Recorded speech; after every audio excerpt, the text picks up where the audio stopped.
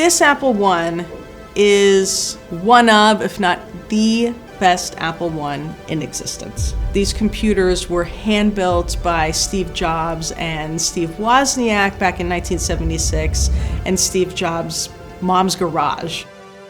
They sold off whatever they could to get the money to hand-build these motherboards. And that's all you got, really, was the motherboard.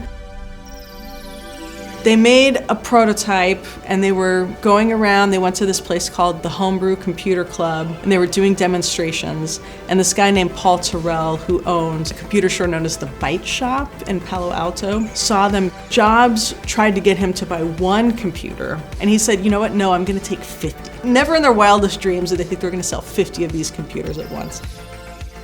And then they took the cash from those 50 and they bought another 200 boards. So we know that there were only 250 original Apple-1s made by hand in the garage. The ones that collectors want are from that first batch of 50, because those are really the originals. But if it doesn't work, what are you gonna do with it, right? You really want one that is fully operational. And what's really exciting with this board is it functions beautifully.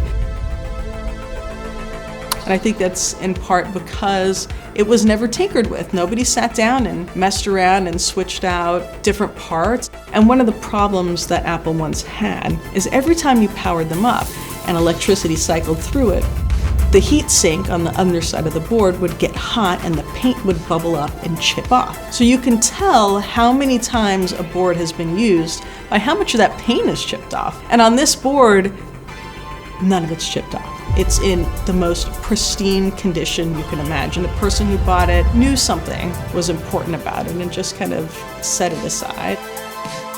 It's a very different experience powering up an Apple-1 from, your MacBook or your PC where you just kind of turn it on and it's ready to go. You had to first power it up, you take your cassette tape, put it in the cassette player, attach that to the motherboard.